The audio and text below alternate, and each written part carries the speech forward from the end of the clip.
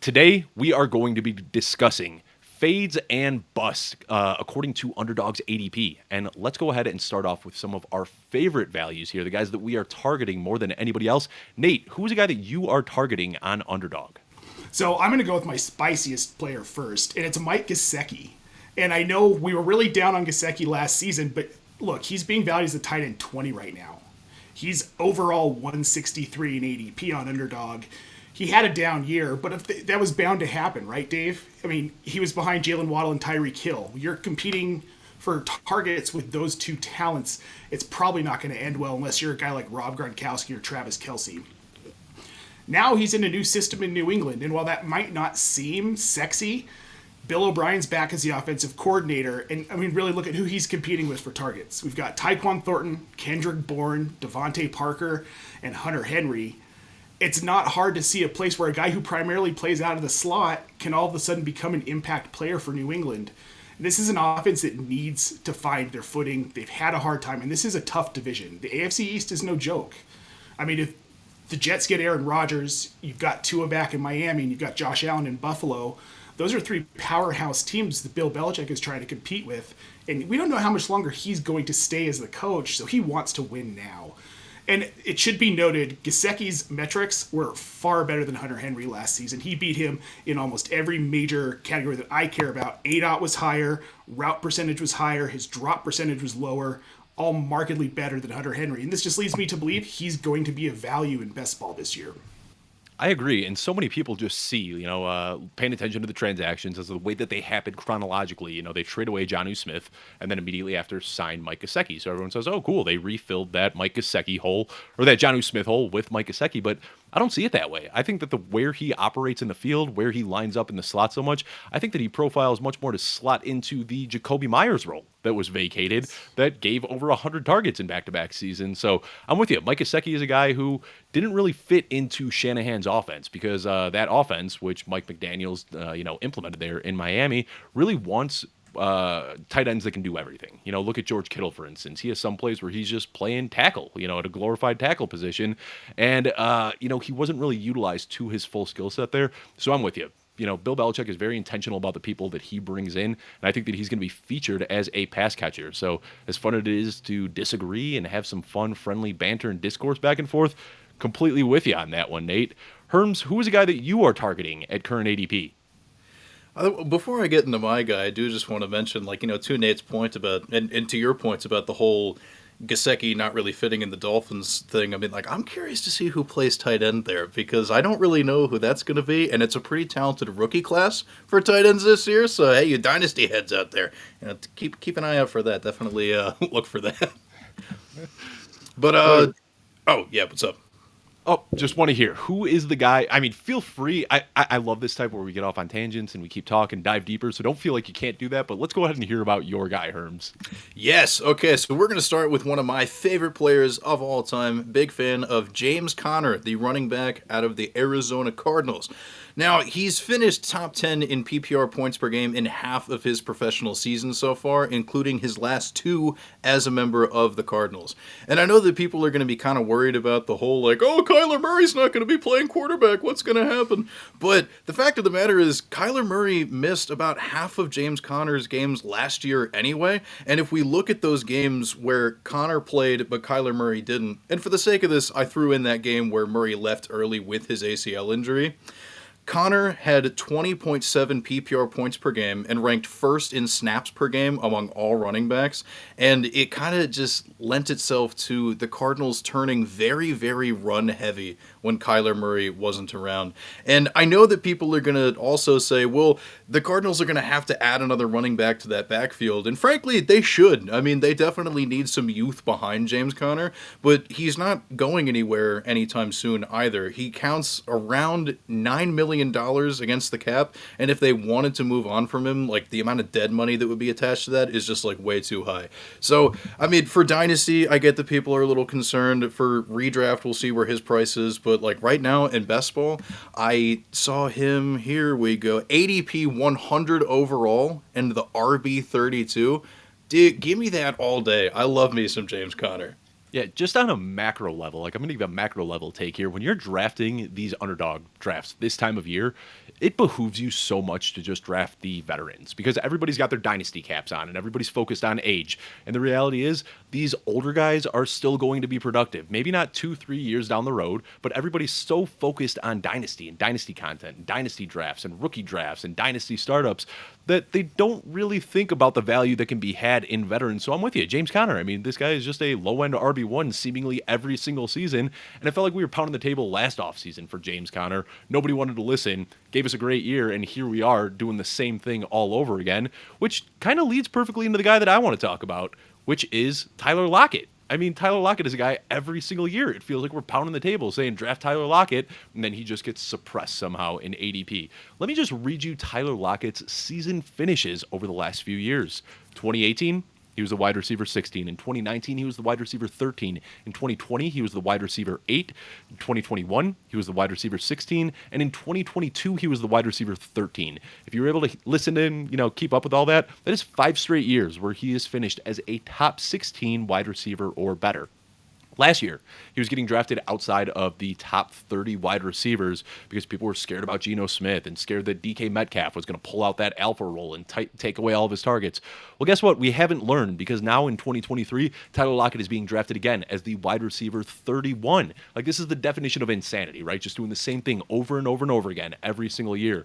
So let me just go ahead and put out every single narrative about Tyler Lockett that people use against him and squash every single one of them. People say he's injury prone. Well, he has missed 2 games in the last 5 years. That doesn't sound like injury prone to me. May have been in college, may have been early in his career, but he has been an Iron Man for the last 5 years. People say that he's just a deep threat, and while that was true, ever since Doug Baldwin retired, Tyler Lockett has completely changed the type of player he is. He's now a short A-dot chain mover. He gets yards after the catch. He isn't just a deep threat anymore. He plays that safety valve role for whoever the quarterback is in Seattle. People say he's too small. Well, that hasn't stopped him from finishing top 16 for the last 5 years. People say that he's boomer bust. And yeah, that has been true in years past. But last year, he was a wide receiver 3 or better in 75% of his starts. He was a top 24 wide receiver or better in over half of his games, and he was top 10 or better in 20% of his games. I'm not going to even talk about the Russell Wilson narrative because we saw last year that he put up his most consistent season ever with Geno Smith. If people are going to complain that he's too old, I'm just going to say that he doesn't take hits. We've seen the videos that go around and get shared virally where he just is a master at avoiding contact. And then the last thing that people like to say is that DK Metcalf is the alpha there. Well, Tyler Lockett has been top 16 or better every single year that DK Metcalf has been on the team. So I'm not concerned at all. This is another year where we are getting Tyler Lockett as a great value, and I'm going to be drafting him nonstop, assuming that he stays in that wide receiver 30 age, or wide receiver 30 range. So, Nate, Herms, if you got anything to add on Tyler Lockett, I'd love to hear it. If not, Nate, go ahead and let's hear about your next guy. Well, the thing with Tyler Lockett, and you kind of touched on it, where people are like, well, he can't succeed with DK. He can't succeed with DK. And then last year it was, well, now we don't know who the quarterback's going to be. It's going to be Geno Smith or Drew Lock. He can't succeed. Tyler Lockett just keeps doing Tyler Lockett. And what has really changed in Seattle at this point, heading into 2023? They still have Geno Smith at quarterback. It's still a Pete Carroll offense. They still have Ken Walker and DK Metcalf. That's a ridiculous ADP. This is a buy all day long. Yeah, if anything has changed, it's that we actually know who the quarterback is going to be. I kind of understand it last year when we were like, is it going to be Drew Lock or is it going to be Tyler Lockett? So that uncertainty kind of suppresses value a little bit. But this year we know it's going to be Geno Smith starting under center, and we know that Tyler Lockett can produce with Geno Smith. So I don't understand the ADP. I think that he should be getting drafted as a top 20, top 15 guy, but the good thing is you don't have to draft him there. So, Nate, go ahead. Let's hear about your next guy. So this guy, his ADP kind of surprised me as I started digging into it because this just seems like a no-brainer buy to me, but people aren't buying in. It's Jerry Jeudy. Guys, wide receiver 26, his ADP is overall 44. I get it. He hasn't been stellar through his career, his first 3 seasons, but what we saw from week 13 on last year, he was a PPR wide receiver 6. That was without Nathaniel Hackett. That was with Cortland Sutton still on the field. That was with them running a completely different system with Russell Wilson at quarterback. Now, he's in the Sean Payton offense, and that's huge for him. This is going to be a much improved passing team. And Javonte Williams, we don't know when he's going to be on the field. So now what? We've got Samaje Perine, who's probably the de facto RB1. They've hinted at bringing Latavius Murray back. Doesn't really matter. Jerry Jeudy is the wide receiver 1 on this Broncos team, and there's going to be a lot of volume to go around. Between Cortland Sutton, Tim Patrick, Jerry Jeudy, those are their 3 basically healthy receivers. KJ Hamler's such a question mark, and really, what do they have at tight end? They've got Greg Dulcich, but we know that Russell Wilson... Don't even say the name. Exactly. Russell Wilson prefers these more versatile types of receivers, and what I thought was interesting as I was kind of digging into some of the stats was Jeudy actually got better after his injury in Week 13, being lined up mostly out wide. They took him out of that slot, and they stopped lining him up in the slot for the most part. It was single-digit slot snaps per game most of the way through the rest of the season. There's no reason to believe that Sean Payton isn't going to look at that and do the same thing. Sean Payton's a smart coach. He's going to do what is going to help this team be successful, and that's lining Jeudy out wide and feeding him. Wide receiver 26, to me, I mean, I'll take it. I'll take that value. If I can get him as a wide receiver 26, that's fine. I just don't understand why people are sleeping on him, because he's going to be a top 15 wide receiver this season. There's no question in my mind.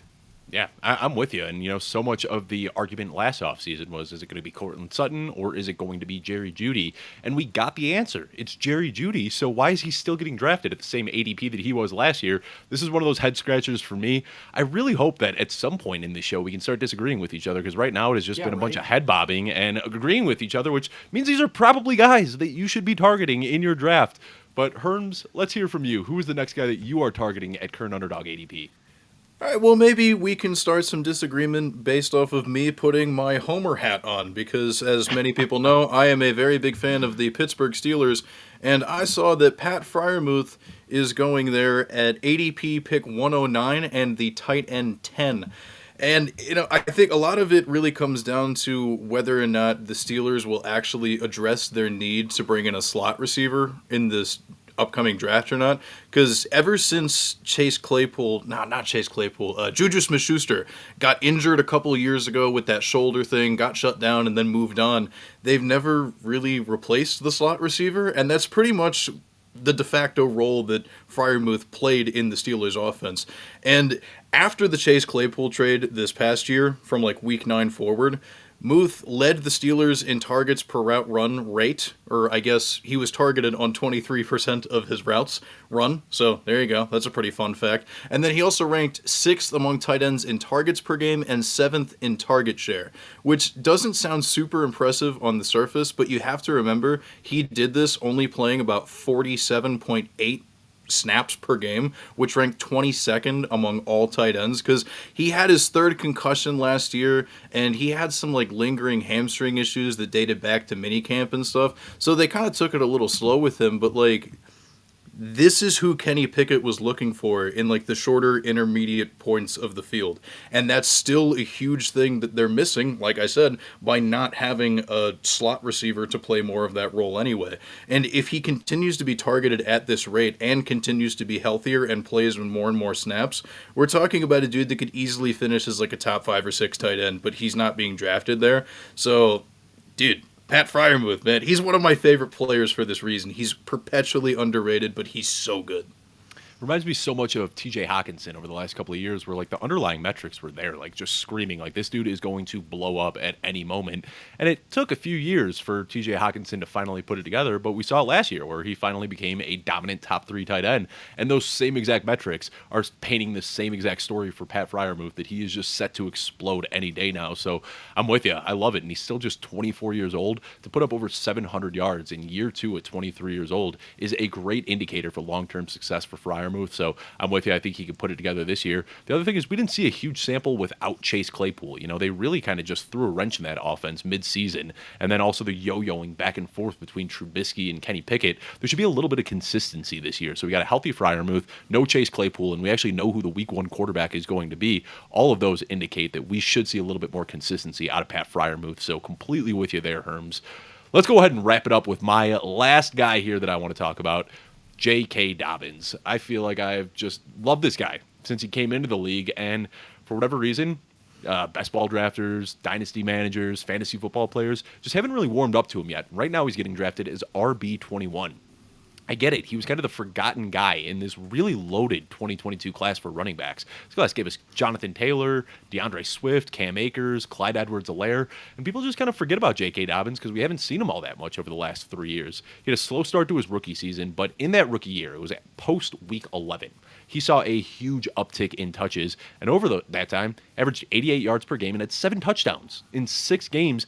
Craziest thing, though, is that he did it on just 13 touches per game. So, I mean, this guy was hyper efficient and just displayed an insane nose for the end zone.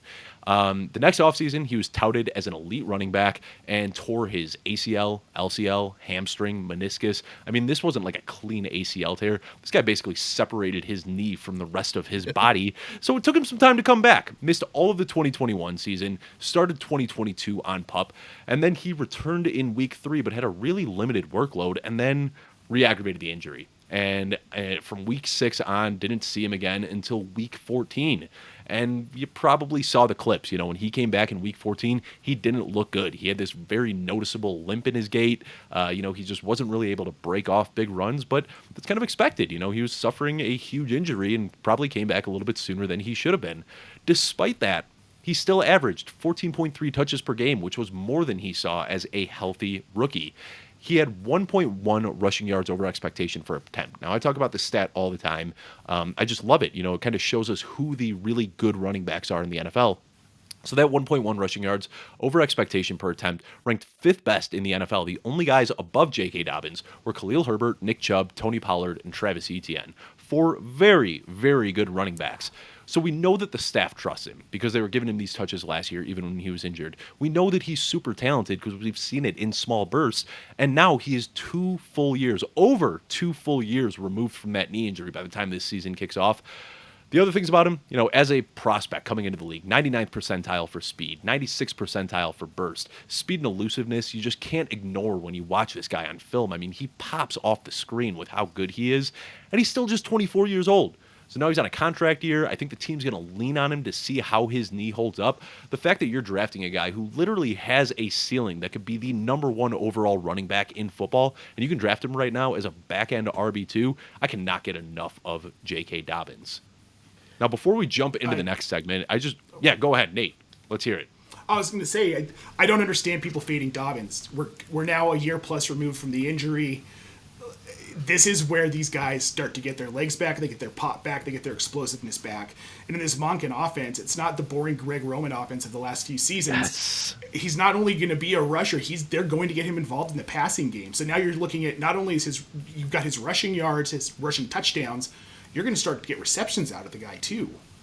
And that was the one reasonable knock against J.K. Dobbins heading into the 2021 season. When you looked at his rookie year, he didn't catch any passes. But like you said, I think that's more of a symptom of the Greg Roman offense. So now that we're looking at this Ted Monken offense, we saw that he can catch the ball in college, and now he's going to have an ability to do it in the NFL. So when I said number 1 overall running back potential, I wasn't just pulling that out of thin air. That is literally within his range of outcomes. This kid is that good, and he is going to be a workhorse for Baltimore. Now, before we get into the fades, the guys that we don't want to draft at current ADP, I just want to recommend that you check out the Footballguys Best Ball Guide. This is the biggest project that I have ever worked on. 68 pages of written content. I was slaving over this thing for months, but we finally released it this week. And I don't want to pat myself on the back too hard, but it is a good piece of content. You can get it 100% free at footballguys.com/bestballguide. That's footballguys.com/Best Ball Guide. 68 pages of content where we go through draft strategy. We talk about what we learned from last season in best ball tournaments. Whether you've been playing best ball your entire life or whether you've never drafted a team before, you are going to find valuable information in this guide. I promise you. Footballguys.com/Best Ball Guide. Download it today for free. Now let's go ahead and talk about some of the fades at current ADP. Nate, go ahead and start us off. Who's a guy that you want nothing to do with at his current cost? Well, I think this is where the fighting starts, Dave. I'm going to guess here. Because my first fade is Stephon Diggs. His ADP is 7th overall. He's wide receiver 5, and that's great. And he's performed. He has been phenomenal. We're not going to argue about that. But if you look at the last 4 or 5 games of last season, we saw a dip in his fantasy production, which was concerning. And then we saw him not get used in the pivotal divisional game against the Bengals, and it knocked Buffalo out of the playoffs, right? Couple that with the fact he's about to be 30. which is kind of where we start to see the drop off. And I know you argued against that with Tyler Lockett, and Tyler Lockett, like you said, is a guy who doesn't take hits. But Diggs' attitude has just not been great surrounding what the team is doing. And that concerns me because if he carries that into the locker room, it's going to affect his productivity. It's going to affect his targets because the team is going to see that. Josh Allen is going to see it, see he's not in it. And we've seen this happen with players before. And the other thing, I do believe he's a top 12 wide receiver, okay? But I don't want him at that wide receiver 5. It doesn't make sense to me. And this team has talked about, we've heard grumblings that they might be in on DeAndre Hopkins should he get traded. And we've heard grumblings that they might be looking to take a wide receiver day 1 or day 2 of the draft. If this team was all in on Stephon Diggs as their wide receiver 1, we're not having these conversations. And at current valuation, wide receiver 5, ADP 7 overall, this is a risk I'm not willing to take. I'm with you, and I'm not going to disagree. I know you expected me to, but I just get scared of these guys hitting that age 30 season, getting drafted that high, because typically when a guy turns 30, he doesn't get better, and that's kind of what we're hoping for. Drafting him at the end of the first round, you're almost hoping that he gets better than he did last year, and that rarely happens. So, yeah, with them sitting at the end of the first round, if they draft a guy like Josh Downs or Zay Flowers, I think we see Stephon Diggs drop from wide receiver 5, probably closer to wide receiver 10 or something like that. So you're buying him right now under the impression that they are not going to trade for or draft a wide receiver, which is a pretty dangerous assumption to make. Herms, who's a guy that you're fading at current ADP? So this kind of ties back to the conversation we were having earlier about J.K. Dobbins and why it's a really good idea to buy in on him now that he's in like year 2 post ACL injury. It's not super great for some of the guys that come back in year 1. And I saw that Breece Hall was priced as the RB7 at ADP 25. Overall, and I'm just like, dude, I can't do it. So shout out Matthew Betts over there at the Fantasy Footballers. It's important to point out that I am not a doctor, but I have science on my side from somebody who is. So he did this really cool analysis looking at fantasy relevant running backs who tore their ACLs or just had ACL injuries between 2015 and 2021. And he even mixed in the guys that had those quote-unquote clean ACL tears and then the players that had those multi-ligament issues or like the things with the meniscus that they have to clean up. And pretty much across the board, all of these players did far better in year 2 than they did in year 1. And in year 1, they took a dip in production relative to their career averages in a lot of statistical categories, including yards per carry, yards after first contact, yards per touch. PFF has their elusive rating. That's another thing that dipped. And then just their fantasy points per game. And in fairness to Breece Hall, the younger running backs in this study tended to do better and didn't see as much of a drop-off. And Breece Hall only turns 22 in May, so like, cool, fine, whatever, I got you. But at RB7, I don't feel as though we're baking in the appropriate risk of what happens in year 1 after the ACL.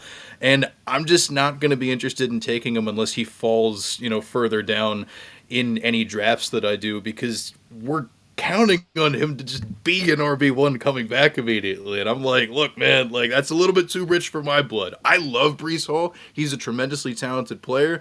But between that and the fact that the Jets themselves still have some questions at offensive line. I mean, Mekhi Becton hasn't been able to stay healthy very much. They had a bunch of other injuries along that line as well. They still have to figure that out. And the small part of it is what happens when Aaron Rodgers shows up. But, that's a whole other part of the conversation that we don't have the time to go into. But just like the environment shifting and then also just the history of running backs coming back year 1 after the ACL is just no bueno for me. So I think he did a really good objective job there of kind of telling the whole story and talking about how he does have youth on his side, because that was going to be my biggest thing that I wanted to say is, well, he's still just 22 years old, and those young guys typically do bounce back. The one other thing I'll say, and not trying to push back too hard, but I think this can open a good opportunity for discussion, is when playing best ball, you do want those spike weeks at the end of the season. That's when it matters most. If you're able to advance and get into the final tournament there that starts in week 14, that's when you want to see those spike weeks. So even if Breece Hall does get off to a slow start, let's say the first half of the season, he's a back-end RB2, but if he can be up to 100% by the end of the season and giving us the type of production that we saw to start last year in those all-important playoff weeks at the end of the season, I think that's kind of where he could live up to his ADP. Even if he doesn't finish the season as RB7, he could finish as a back-end RB1, but if he's giving you those insane spike weeks down the stretch, he can help people win a lot of money. So that would be my only pushback there. But yeah, there are certainly some concerns. I think that people just get so blinded by what we saw last year, and then, we're already seeing the hype pieces. I'm sure you saw Robert Saleh just a few days ago was saying that he looks excellent, that he's on track to play week 1. So that is definitely going to bleed into some analysis, and some people just want to draft the guy because he's fun. There is risk there that me and probably a lot of other best ballers are just flat out ignoring, though. Yeah, and I think that kind of just goes into the fact that, like, to your point, like, you could also look for some of those spike weeks later in the season from some rookie running backs that are coming into the league that maybe will take time to ramp up, because we see it all the time. Post-bye week, these rookies get further integrated in these offenses. You could look at some of those guys that are a little bit cheaper, but then also, to your point of it the Breece Hall thing could happen because of, like, the J.K. Dobbins we just said earlier. Like, after he went in and had that knee scope done, I can tell you, like, again, dropping the Steelers fandom, that game that he had late in the season against them, and the Steelers, like, it's not the easiest run defense in the world sometimes, but, like, he torched my guys. He absolutely torched my guys. And anybody who invested in J.K. Dobbins probably really liked it. So, I don't know. I'm conflicted. Yeah, and the rookie running backs, I think the only guy that we can feel 100% confident in right now is Bijan. Wherever he gets drafted, he's going to be just fine. But so many of these other guys are landing spot dependent, and it's kind of crazy to see because over the last few years, rookie running backs have almost been a cheat code in underdog drafts. You get these guys for dirt cheap, and then they down the stretch when, like I said, those all important playoff weeks, they just go kind of crazy.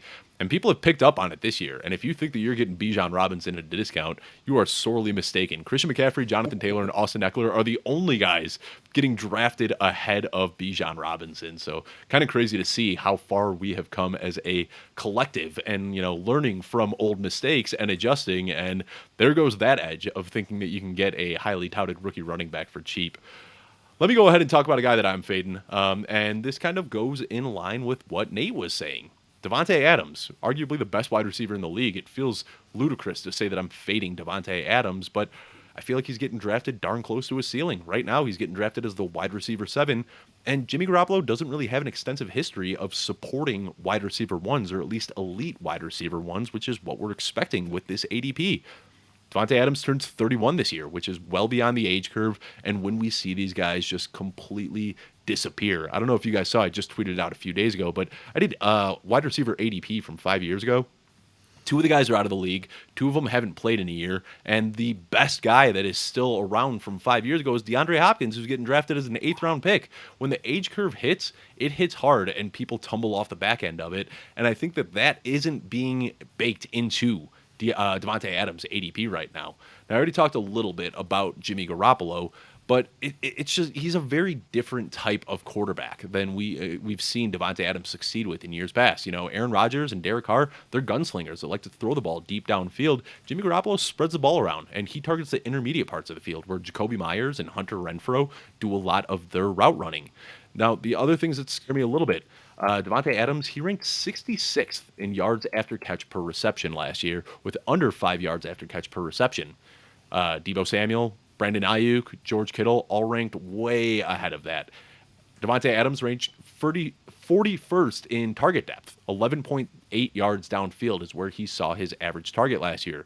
Again, Deebo Samuel, Brandon Ayuk, and George Kittle were all well below that. They were all actually under 10 yards. So we're looking at a very different type of receiver that we typically haven't seen Jimmy Garoppolo be able to support before. The Kyle Shanahan offense is predicated around getting these short passes to players in open space where they can rip off yards after the catch. And Davante Adams is a guy who works as an elite route runner, getting open deep downfield where he can catch the ball. And I just don't have faith in Jimmy Garoppolo being able to support that type of wide receiver. So it sounds crazy fading somebody of Davante Adams' caliber, but there are a lot of risky factors going into Davante Adams this year that it seems like people are just kind of ignoring.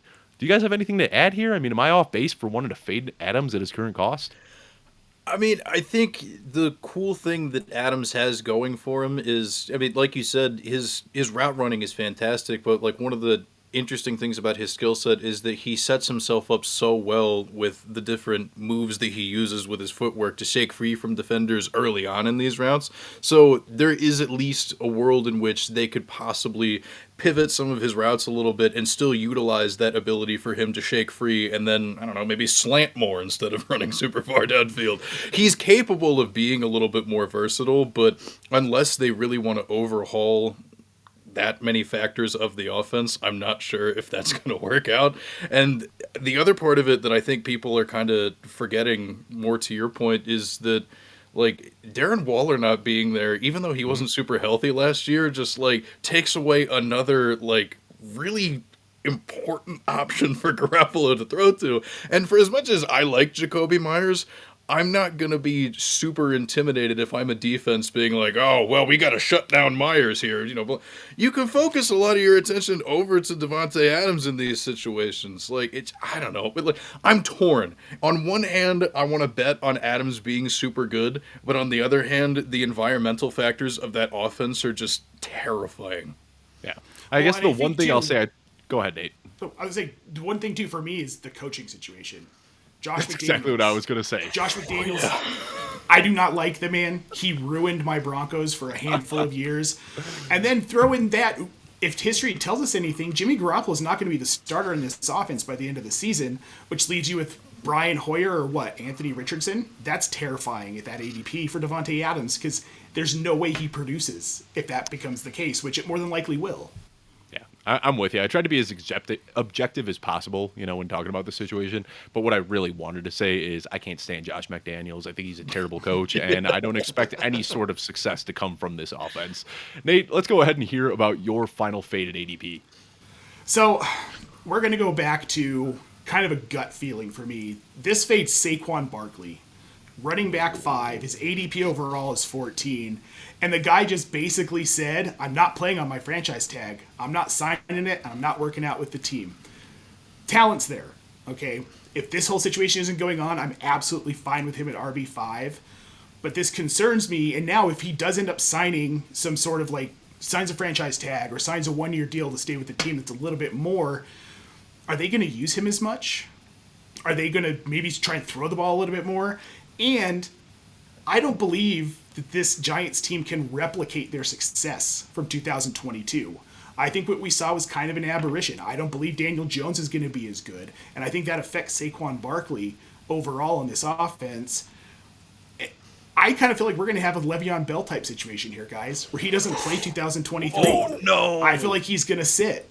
My He gut said tells it. me he's not going to play. I know. I said it yesterday, too. But if that happens, I mean, obviously there's no value in him in 2023 because the guy doesn't play. Even if he misses, let's say he misses the first 3, 4, 5 weeks, and they finally get a deal done. It seems like the Giants are really digging their heels in. You miss those first 3, 4, 5 weeks, is he going to come back as the same player? I mean, you make some really good points here, and he's 26 years old, and kind of the theme of Saquon Barkley's career has been injuries up until last year, where he finally stayed healthy, so I can kind of see him saying, like, hey, you know, I'm coming off a year where I proved my health, and he might not want to risk going out there on one more year, because if he goes out this year and, you know, suffers another injury, you know, knock on wood, then all of a sudden he has lost any chance of getting a long-term deal, so... Yeah, man. You know, just the idea of like fading Saquon Barkley, you know, an uber talented guy still in his athletic prime sounds crazy. But yeah, you start looking at the contract situation. Gotta say, I'm sweating a little bit. Got a lot of Saquon Barkley on a lot of dynasty rosters, and I hadn't really thought too much about it until right now. Well, and the thing too that's I was looking at his stats, and he had his second most touches in a season last season. Take away his rookie year, he had 295 carries, 371 total touches. A guy who has a history track record, that doesn't look good going into the 2023 season, even if he does play a full season. Yeah, you make some good points there. I was going to push back because we know Saquon, when he's on the field, is dominant and all these things. But, what you're talking about is that he just might not be on the field, in which case we really, have just sunk your first round pick, and it's pretty hard to come back from that. So definitely something worth monitoring. I will say, a lot of times we do see guys say that they're not going to sign their franchise tag, so they could just kind of miss out on those 3 weeks of boring OTAs, and then they come in after OTAs and sign their deal. We saw it with Allen Robinson a few years ago, or we've seen the other side of the coin where Derrick Henry says, I'm not signing my franchise tag, and they say, well, we need you on this offense, so here's a 5-year deal. That could also happen for Saquon Barkley. Sometimes that franchise tag is just a placeholder until they can get a longer-term deal done. But, yeah, like I said, you made me sweat enough, Nate. I'm a little nervous now, and I might be trying to sell some of my Saquon Barkley shares. Herms, let's hear about your final fade, and then I'll get into mine, and then we could wrap it up. Who's the last guy that you are fading at ADP? All right, so here we go. I pulled up ADP 32 overall, the wide receiver 16, Deebo Samuel. I had some fun research for the other ones that I did, but this one I'm just going off the cuff. This is for full Herms mode, baby. Okay, so this 49ers offense, all right, cool, super good. They have all sorts of these guys. Christian McCaffrey, George Kittle, blah, blah, blah, superstars, wow. But the quarterback thing right off the bat, I have no idea what's happening. I don't know. And we saw that cool video of Trey Lance working out with Patrick Mahomes, doing the whole thing, wow, look at that spiral in the slow motion. Oh, that's kind of neat. But then it's also the rumblings that we heard from the front office being like, Brock Purdy is our guy. And he's still coming back from that, the elbow reconstruction thing. And, I don't know. I don't know. I don't know who's playing quarterback. And even if it is Brock Purdy, I think a lot of people overlook the fact that, we saw the rehab time of, the 6 months versus the, full 12-month thing. If I remember correctly, I think Purdy had the surgery that wasn't Tommy John surgery. So he will be back sooner rather than later. But that still puts him right in the middle of camp. He's going to miss a lot of the early stuff, man. And if they're working on building rapport with a different quarterback and then Purdy comes back, it's what are you going to do? That's a lot of time spent working with somebody else, and I don't know. And then, regardless of who the quarterback is, where can we reliably count on this ball to go to in any given game? Because you have McCaffrey, because you have Kittle, because Brandon Ayuk is super good. How can you possibly expect who is going to be good week to week? And it's not going to shock me if Deebo Samuel doesn't get as many of those little, carries on those sweeps and stuff out of the backfield either, because that was a really good way for him to supplement some fantasy value. But now that Elijah Mitchell is fully back from the injury that kept him out for a while last year, and they have Christian McCaffrey, they don't need Deebo Samuel to be that little kind of pseudo RB wide receiver decoy weirdo type player. I don't know. So I can't do it, man. I can't do. It's a mid wide receiver 2 being picked that high. Bro, dude, sell me on something that has a little bit more clarity. I can't figure him out. So I just wrote about Deebo Samuel in my article that was published this morning, and it was a dynasty article, but the point will still remain. And what I did in this article is I lumped every single wide receiver into a tier of wide receivers that are in similar positions. So let me just read off some of the tiers that I have here, and you can guess which one Deebo Samuel fell into. So we've got elite wide receiver 1s. We've got the fringe elite wide receivers. We have sophomores on the cusp of breaking out, productive veterans, young and intriguing, high upside rookies, risky rookies, sitting atop the age curve, wide receiver running back hybrids who require elite efficiency to be productive in fantasy, but are stuck on a team with intense touch competition and quarterback uncertainty. Which one do you think Deebo Samuel landed in?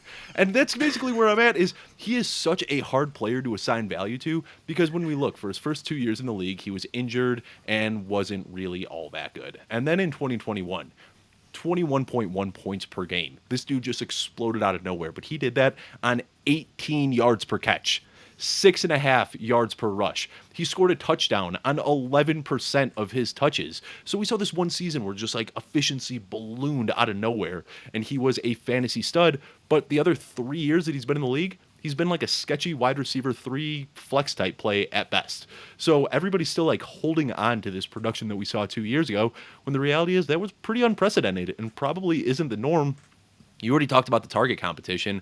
I'm completely with you, man. And it sounds crazy because 2 years ago, going into the 2020 season, that's kind of how I made a name for myself in the fantasy industry. I was the one that was beating the drum for Deebo Samuel heading into 2021. He blew away even my expectations, and now I'm the one pulling back saying, "Hey, what are we doing here drafting this guy where he's being drafted?" I'm with you. I could talk about Deebo Samuel a lot. Really fun player. Not sure that he's going to be that consistent in fantasy though. Nate, do you have anything to add here? I've seen you nodding along a little bit. How do you feel about Debo? So, my love for Laviska Shenault, well known, right? Deebo Samuel is basically if Laviska Shenault got the same opportunity to do what Deebo Samuel did in 2021, and he's never, like you said, Dave, he's not ever going to replicate that production. It's just simply not possible. It was unbelievable, out of this world production. People are still high on him from 2021, and I see a lot of people get caught in this trap of, well, he did it once, so he can do it again. He's going to do it again, guys. He's going to do it again. Mm-hmm. You see this a lot in all sports, where you have a guy who has an incredible season, never does it again. Deebo Samuel appears to be that guy, and a fringe wide receiver 3 is fine if that's his ADP, but it's not. And if you're getting him this early, you're going to be so disappointed in 2023 because you're just simply, outside of maybe 1 or 2 games, you're not going to get any production out of the guy that's really fantasy relevant. Yeah, I'm with you. Let me drop one little nugget on you real quickly, Nate. You might have seen this on Twitter the other day. Targets per route run leader. Do you know who it was last year? Laviska. It sure was. Laviska Shenault, number 1. Number 2, Tyreek Hill. Number 3, Amon-Ra St. Brown. Number 4, Cooper Kupp. Number 5, Kyle Pitts. Please, please, please, just give Laviska Shenault some more snaps because when he's on the field, he is so much fun to watch.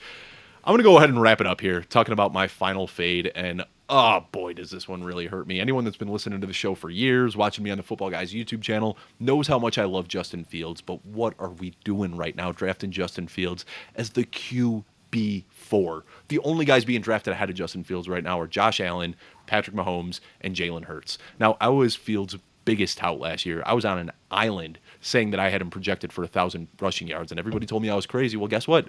He rushed for 1,000 rushing yards, and guess what? He's not going to do it again this year. There aren't really any historical comps for Justin Fields rushing outside of Lamar Jackson. But 8 quarterbacks in NFL history have rushed for over 1,000 yards within their first 2 seasons. All 8 quarterbacks, every single one of them in NFL history, saw a decrease in rushing output from year 2 into year 3. For Fields to live up to his ADP, he has to develop as a passer. Now, investments in DJ Moore and Chase Claypool indicate that the team has a willingness to pass the ball more, but with more passing comes less rushing. So in years past, there's been a huge edge to be had in fantasy football, drafting guys like Lamar Jackson in 2019, Kyler Murray and Josh Allen in 2020, Jalen Hurts in 2022, gave huge edges. These guys all gave us elite fantasy output, but guess what? We were drafting them in the 8th, 10th, 12th round. Right now, Justin Fields is being drafted in the 3rd round of single quarterback drafts.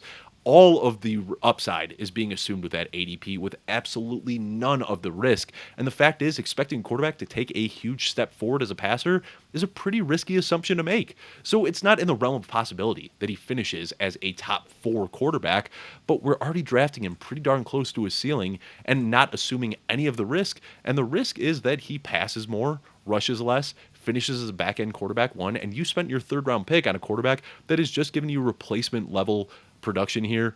Again, love Justin Fields the player, but I think that we are just drafting him way, way, way too high at QB4. That was tough for me to say, but I finally got it off. Herms, Nate, Justin Fields, is this kind of crazy going that high?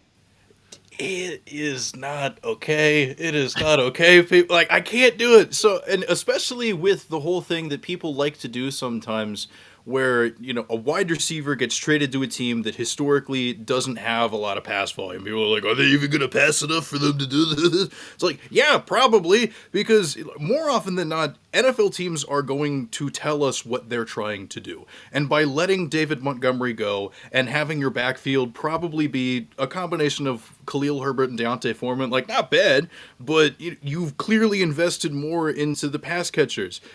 They're telling us, hey, we're probably going to throw more. And then bake in the fact that, maybe they'll take a tackle at 9 or something and help protect Justin Fields a little bit more, give him more time in the pocket, because that was one of the reasons he had to bail and go on these big runs a lot anyways, because the pocket collapses and it's like, oh snap, what else do I have to do?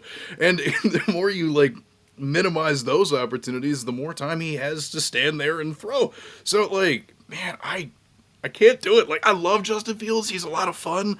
But for him to hit QB4 and run less, like you've been saying, we just have to assume he's going to be an extremely good passer right away. And that's a pretty big leap of confidence and faith to take. Yeah, and I talk about how the dynasty, or I'm sorry, the best ball community has kind of adjusted with guys like Bijan Robinson going as a top 4 running back because of that edge to be had from rookie running backs.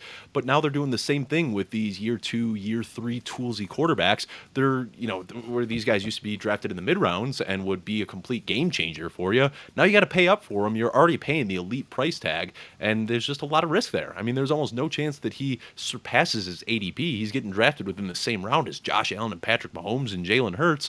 So it's tough for me as a Bears fan and a Justin Fields tout to say that I am off of him at his ADP, but I just can't do it this year. Before we log off, yeah. I keep doing that to you, Dave. I just think it's a situation where everybody saw what Jalen Hurts did and the step that he took into year 3, and they're expecting Justin Fields to do the same thing, but this is a different situation. This isn't Howie Roseman's Philadelphia Eagles, where they're moving hell and high water to build a phenomenal defense and a phenomenal offense to help this team succeed. They'll get there, but Justin Fields at QB4, that's insanity. It's absolute insanity. And also, don't get me wrong, I love DJ Moore. I'm so happy they made that move, but DJ Moore is not A.J. Brown. He's not Stephon Diggs. He's not DeAndre Hopkins. So these guys that we have seen join teams that really help develop their wide receivers were arguably the best at their position at the time. DJ Moore is great, top 12, top 15 guy maybe, but he is not anywhere near what we saw help take Jalen Hurts and Josh Allen to that next level. So, again, love Justin Fields, hoping that he proves me wrong, but I am currently out at his ADP. Before we log off, Nate, let everyone know one more time where they can find you on social media, find all your content, podcasts, live streams, all of that fun stuff. Well, the easiest way to find me is just find me on Twitter at Nate Polvogt. That's Polvogt. That's where you're going to find me tweeting out my content from Razzball, Player Profiler, In Between Media, and Fantasy Pros. Awesome. Herms, let everyone know where they can find you. You can find me on the old tweeter machine at Herms NFL, and if you want to check out all of my intellectual property, you can find that over at draftsharks.com. And of course, I'm Dave Kluge. You can find me on Twitter at Dave Kluge. That's Kluge. All of my written and video content can be found exclusively at Footballguys. Thank you for tuning in. If you haven't already, be sure to give us a thumbs up, as that's going to help some other people find the video. Right over on the side of your screen, you can see some other videos that we have here on the Footballguys YouTube channel. And also be sure to subscribe at youtube.com/footballguys so you can see all of the video content that we have coming your way. youtube.com/footballguys.